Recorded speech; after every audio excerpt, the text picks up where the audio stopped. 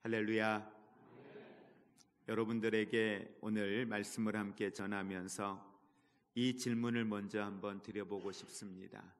나는 내가 그리스도인의 삶을 살아가고 있는가?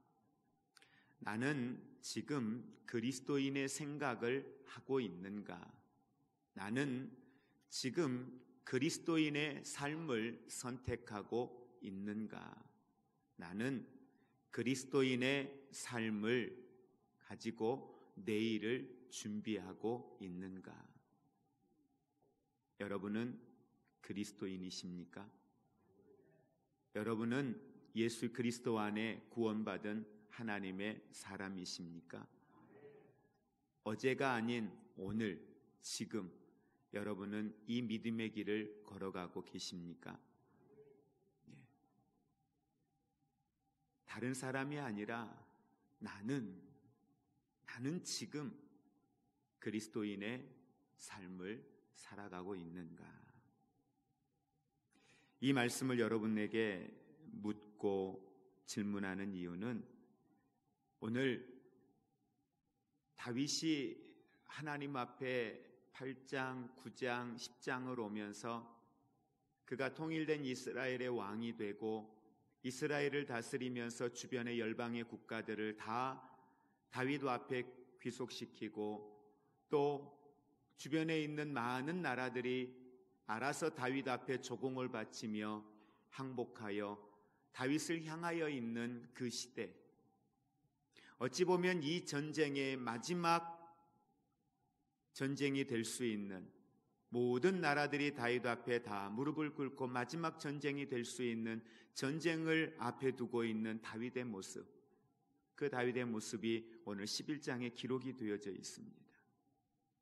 그런데 그 11장에 기록되어져 있는 다윗의 모습이 우리에게 아름다운 모습, 이전과 같이 하나님을 향하여 나아가는 믿음의 사람의 모습, 참된 그리스도인의 모습으로 우리에게 기록되어졌으면 좋겠는데 전혀 그러지 못한 다윗의 가장 치부가 될 만한 연약한 모습이 오늘 본문 속에 기록이 되어져 있다는 사실입니다.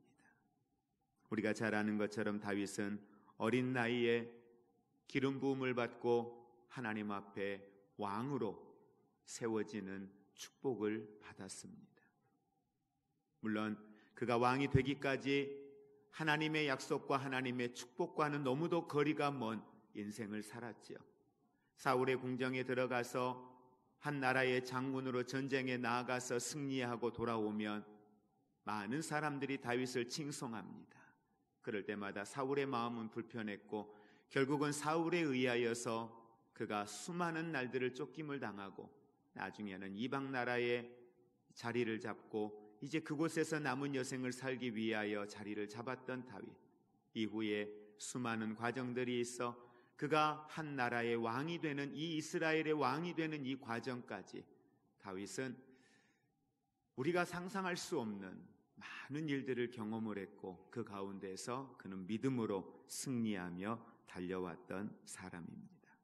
그런 다윗에게 오늘 11장 1절 보면 우리 같이 합독하겠습니다. 그 해가 돌아와 왕들이 출전할 때가 되매 다윗이 요압과 그에게 있는 그의 부하들과 온 이스라엘 군대를 보내니 그들이 암몬 자손을 멸하고 랍바를 에워쌌고 다윗은 예루살렘에 그대로 있더라. 아멘. 네. 오늘 암몬 자손들을 멸하고 난 이후에 랍바를 에워쌌다. 그리고 이 전쟁에 나아간 사람들을 보니 온 이스라엘 군대가 전쟁에 나아갔다라고 이야기합니다. 아마 이 전쟁은 이스라엘에게 대단히 중요한 전쟁이었던 것 같습니다. 그래서 전쟁에 나아가 있는 이런 상황 속에 현재 있습니다. 여기에서 그 해가 돌아왔다라고 하는 11장 1절에서 말하고 있는 건, 그 해가 돌아왔다라는 말은 이제 전쟁을 할 수 있는 시기가 왔다는 거예요. 다시 말하면 1월, 2월 이 겨울 때에는 우기입니다. 우기인데 그 해라고 하는 건 다음 해 봄이라는 말이거든요. 그러니까 이제 건기가 돌아온 거예요. 봄이 돌아온 거예요. 그러면 이제 다시 전쟁에 나아가서 전쟁의 시즌이 돌아왔다, 이렇게 아마 이해를 하시면 될 겁니다. 그래서 요압이 앞장서서 나아가서 전쟁을 하는데 암몬을 멸하고 이제 라빠 앞에 서 있는 이런 상황에 있습니다. 그때 다윗은 어디에 있었느냐? 다윗은 예루살렘 성에 있었어요. 그리고 2절에 보니까 저녁 때에 다윗이 그의 침상에서 일어나 왕궁 옥상에서 거닐다가 이야기해요. 그러면서 그 다음의 내용에 2절부터 5절에 있는 내용을 쭉 가서 보니까 다윗에게서 대단히 우리가 상상할 수 없는 일들이 이제 나오는 거예요. 다윗이 옥상을 거닐다가 보니 옆집에 한 여인이 목욕하는 장면을 보았네요. 근데 그 여인이 너무 아름다운 거죠. 사람을 보내어서 그 여인에 대한 신상을 알아오게 하고, 그리고 난 이후에 이 여인을 자기의 궁정으로 불러다가 동침을 하게 되는 과정. 그리고 5절 말씀에 보니 이 여인이 임신을 했다라고 이야기를 하고 있습니다. 그리고 이 여인이 누구인가를 보니까 이 여인은 자기 수하에 있는 요압이라고 하는 이 장군의 수하에 있는 장수인 거죠. 군사인 거죠.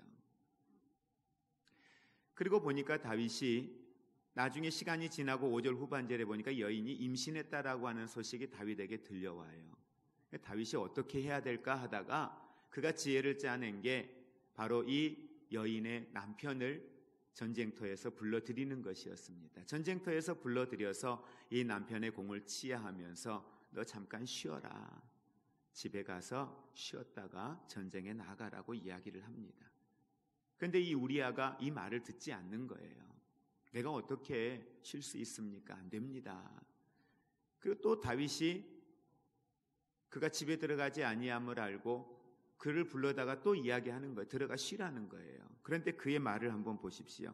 자, 우리 11절 말씀 함께 같이 합독하겠습니다. 우리아가 다윗에게 아뢰되 언약궤와 이스라엘과 유다가 야영 중에 있고 내 주 요압과 내 왕의 부하들이 바깥 들에 진치고 있거늘 내가 어찌 내 집으로 들어가서 먹고 마시고 내 처와 같이 자리이까? 내가 이 일을 행하지 아니하기로 왕의 살아계심과 왕의 혼의 살아계심을 두고 맹세하나이다 하니라. 아유, 그러서는 안 되죠.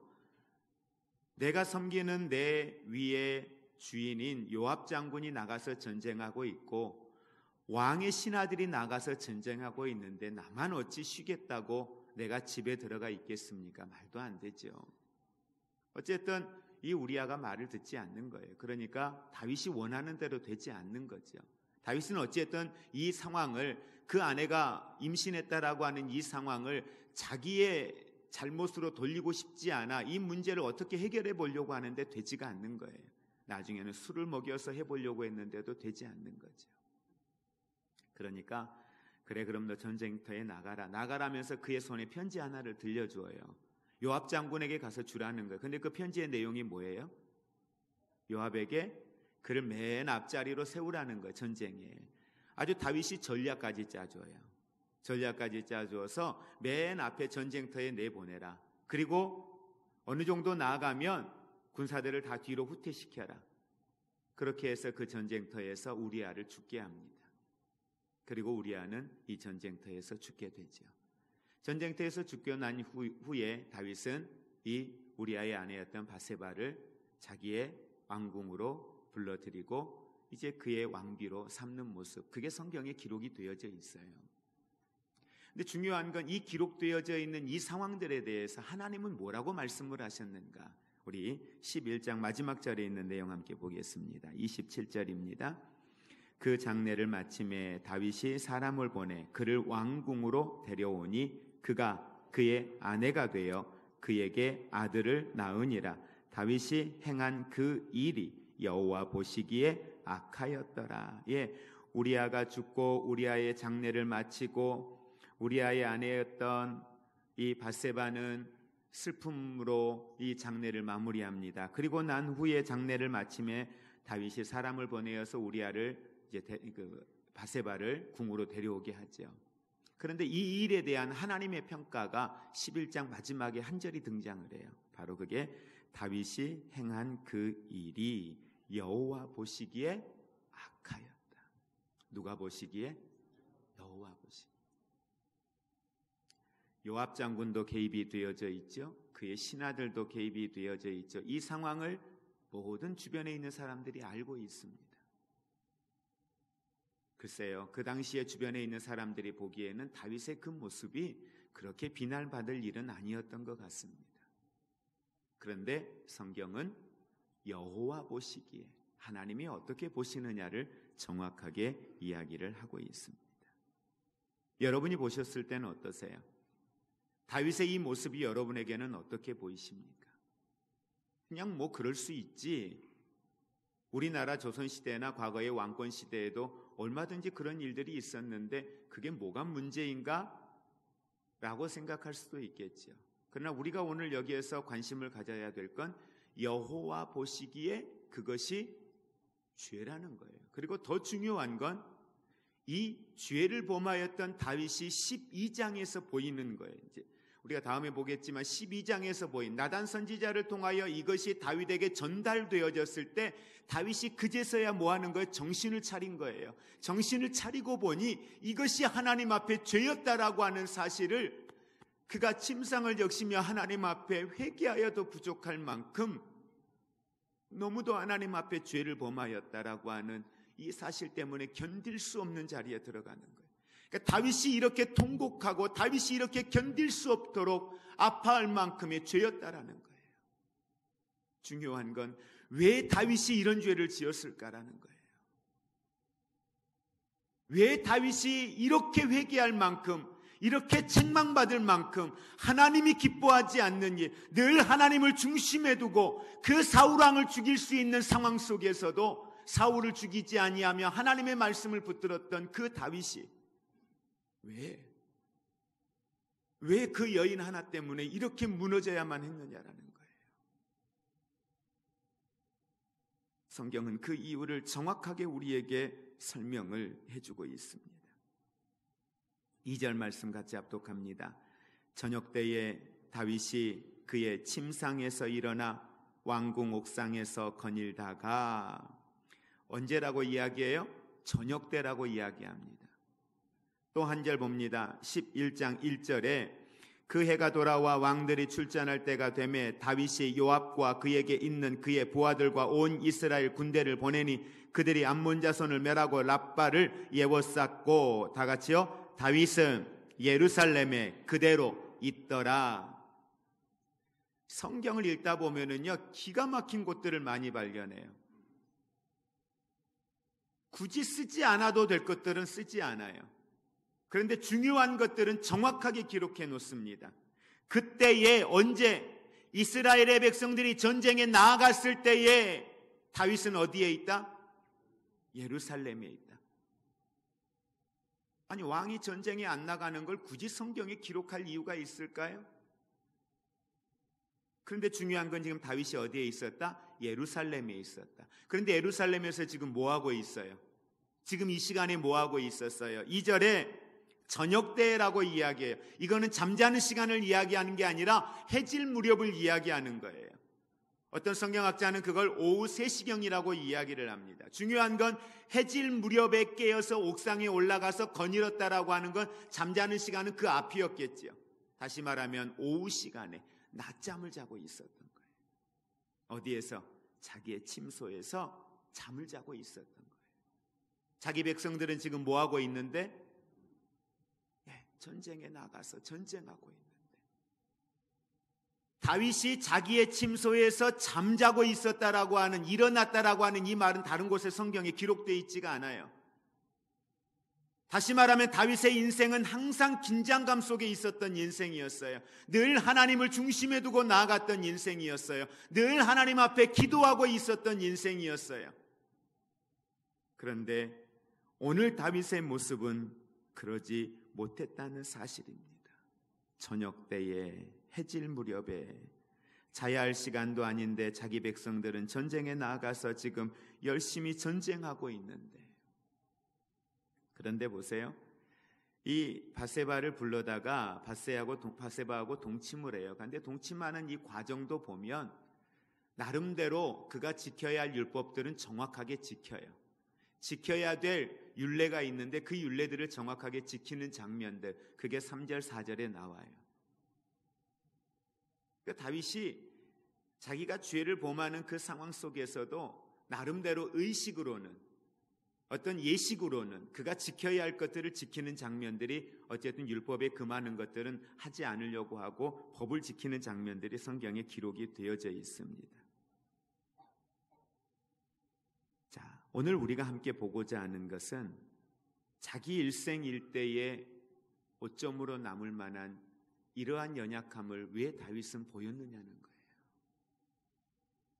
여러분, 우리는 한국 교회를 보고 한국 교회가 타락했다, 한국 교회가 소망이 없다, 한국 교회가 영성이 무너졌다, 여러 가지의 이야기들을 합니다. 그리스도인들의 삶이 무너졌다, 그리스도인들이 그리스도인다운 삶을 회복해야 된다, 이러한 이야기들을 우리는 계속해서 듣고 있습니다. 여러분, 로마에 보면은 로마 시대의 그리스도인들에 대한 박해가 심했을 때, 물론 바울의 시대에도 그렇고요, 베드로가 복음을 전할 때에도 그렇고요, 초대교회에 이 복음에 대한 박해가 심해서 사람들이 어디로 숨기를 시작했어요? 땅을 파고 지하로 숨기를 시작했어요. 우리가 그걸 카타콤이라고 이야기를 하죠. 그곳에서 사람들이 함께 모여서 삽니다. 그래서 그 굴이 어마어마하게 로마 그 지하로 그 굴들이 뻗어 있는 거예요. 그곳에 사람들의 무덤이 있습니다. 시신이 썩어져가는 냄새가 나는데도 그들은 믿음을 지키기 위하여 그 지하로 들어가서 그곳에서 하나님을 찬양하고 예배하며 믿음을 지킵니다. 지상에서는 콜로세움이라고 하는 광장에서 예수 믿는 사람들 잡아다가 수많은 사람들이 모여서 구경거리로 삼아 예수 믿는 사람들을 사자들 앞에 내어 던져놓고 싸우게 하고 사자들의 밥이 되게 합니다. 예수 믿으면 너희도 저렇게 된다고요. 그런데 여러분, 그 수많은 박해가 있는 그 현장, 그 카타콤이라고 하는 곳에 시신들이 썩어져 가고 냄새가 나지만 믿음을 지키기 위하여서 그곳에 기거하고 살았던 사람들, 그곳에는 지금도 바울이 와서 복음을 전할 때의 내용들의 토판이 그곳에 남아 있고요, 베드로가 와서 설교하고 간 그러한 흔적들, 내용들이 토판으로 남아 있다고 할 만큼 믿음을 지키는 이들이 그곳에서 숨어서 지냈습니다. 그런 수많은 박해가 있었지만 여러분, 그들은 믿음을 지켰어요. 그런데 시간이 얼마 지나지 않아 이 로마의 국교가 뭘로 바뀝니까? 기독교로 바뀌었어요. 기독교로 바뀌니까 어떻게 돼요? 찬양하는 게 자유로워요. 예배 드리는 게 자유로워요. 사람들에게 복음을 전하는 일에 눈치 보지 않고 해도 돼요. 사람들이 나가서 복음을 전하지 않아도 수많은 사람들이 하나님의 성전으로 모여들기를 시작했습니다. 그러면서 사람들에게서 기도하는 소리가 없어지기를 시작했어요. 믿음을 지키기 위한 수고를 굳이 하지 않아도 그들은 사는데 전혀 지장이 없었어요. 이제는 그들이 예수 그리스도 안에 믿음으로 살아가는 것이 불편하지 않는 시대를 살게 되었습니다.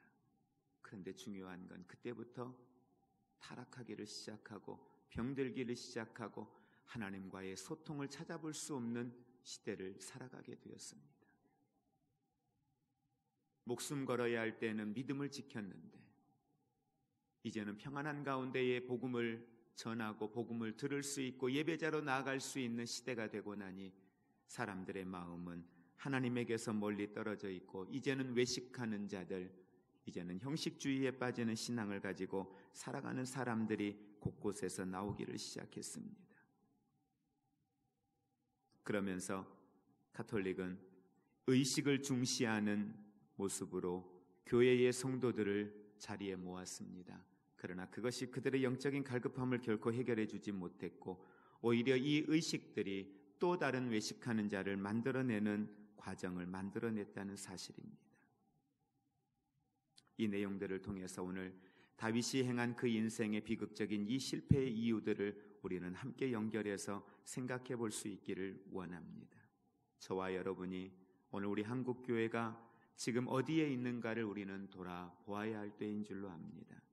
교회가 있어야 할 곳이 어디일까요? 믿음의 사람들이 있어야 할 곳이 어디일까요?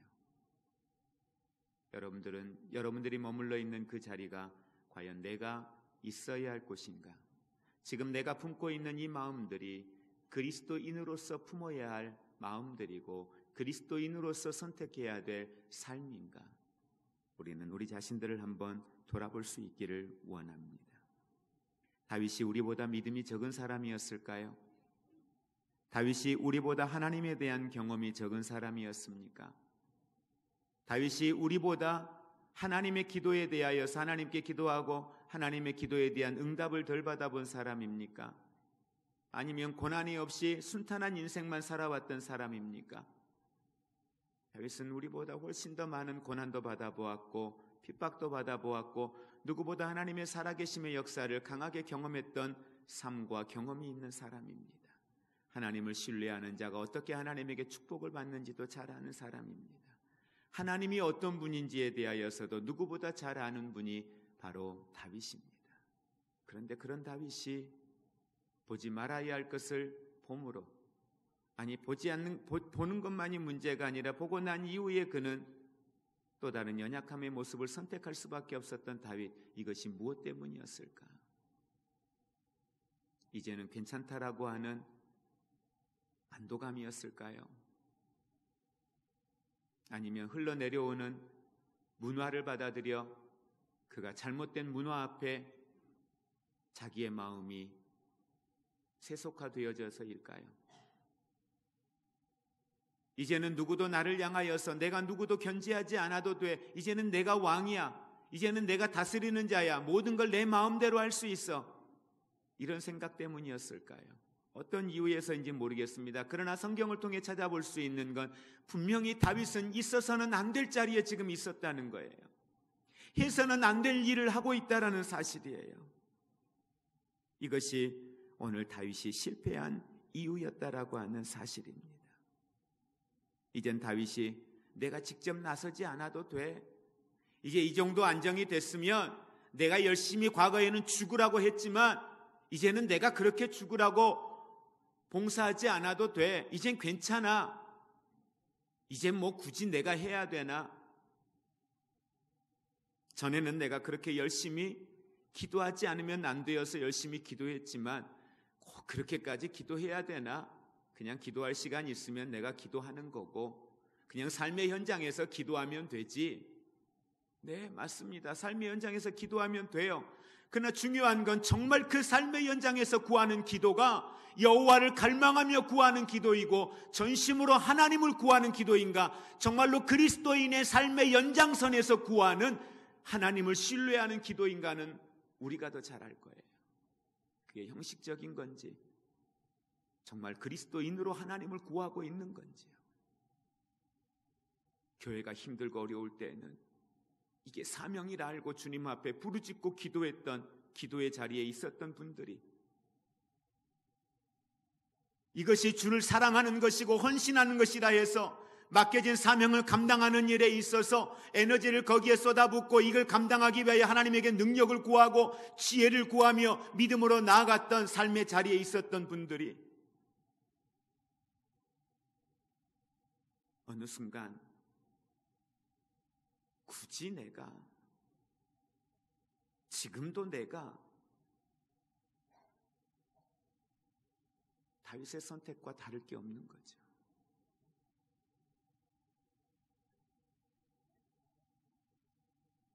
사탄은 바로 안정되어진 이 상황 속에 사탄은 우리에게 찾아오는 것 같습니다. 다윗이 힘들고 어려운 시간 속에서는 사탄이 찾아와도 다윗은 하나님이 아니면 안 되었거든요. 하나님을 떠나면 모든 걸 다 잃는다라고 생각했거든요. 주변의 사람들이 아무리 이야기해도 다윗은 주변의 사람들의 소리에 귀를 기울이는 것이 아니라 하나님이 기뻐하는 일에 모든 에너지들을 쏟아부었거든요. 그러니 하나님을 중심에 두었지요. 다른 길이 없다라고 생각했어요. 여러분, 다른 길이 없다라고 생각하는 게 그리스도인의 삶입니다. 다른 방법이 없다라고 생각하는 게 그리스도인의 삶입니다. 근데 우리에게는 다른 길이 있어요. 그런데 우리에게는 다른 방법이 있어요. 우리에게 다른 일들이 있어요. 이런 질문을 합니다. 그리스도인으로서 복음을 가지고 사는 삶이 뭡니까? 사명을 가지고 사는 삶이 뭡니까? 라고 질문들을 합니다. 여러분 오해하지 마십시오. 사명을 가지고 살고 복음을 가지고 살고 산다라는 게 여러분들이 어떤 특별한 일을 위하여서 헌신하고 수고해야 된다는 게 아닙니다. 그건 그 후의 문제예요. 진짜 복음의 삶을 살고 진짜 사명자의 삶을 사는 것, 바로 그건 지금 내가 있는 그곳에서 그리스도인의 삶을 사는 거예요. 지금 내가 있는 그곳에서 하나님의 말씀을 가지고 말씀을 삶으로 살아내는 거예요. 그게 바로 복음이에요. 그게 바로 사명이에요. 그게 바로 능력이에요.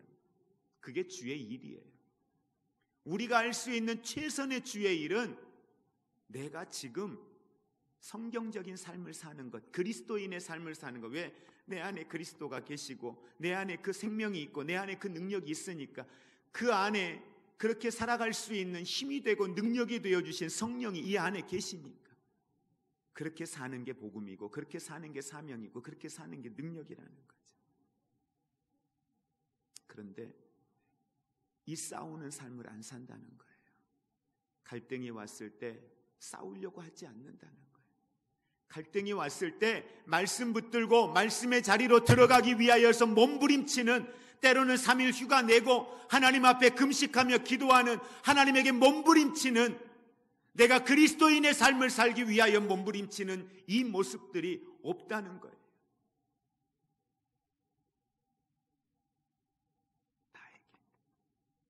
나에게 그게 없다는 거예요.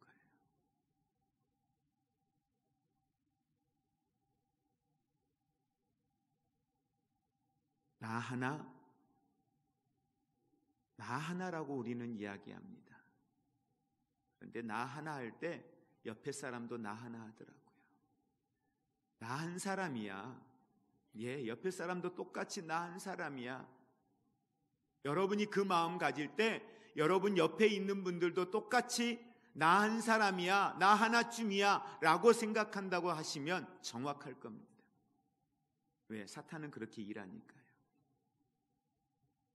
이제 우리의 마음은 나 한 사람이라도, 나라도 하나님 앞에, 교회 앞에, 이 나라 앞에 나라도, 남들은 안 하지만 나라도 다시 그 믿음으로 하나님 앞에 나아갈 수 있기를 주의 이름으로 축복을 드립니다. 정말 생명 걸고 싸워야 할 것들, 여러분 히브리서 11장에 기록되어져 있는 믿음의 사람들의 행보는 늘 그거였어요. 생명 걸고 싸우는 거였어요. 뭐가 싸우는, 뭐 하기 위해 싸우는 거예요? 믿음 지키기 위해서.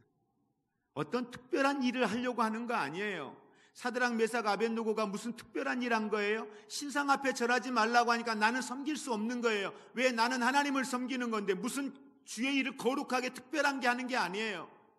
남이 보지 않고 남이 알아주지 않지만 이미 모든 사람이 느부갓네살 신상 앞에 절했지만 나는 못하겠는 거예요. 왜? 이게 내 믿음이니까. 하나님이 살아계시는데 내가 하나님을 배반할 수 없는 거죠. 우상 앞에 절하는 게 하나님을 배반한다라고 생각한 거죠.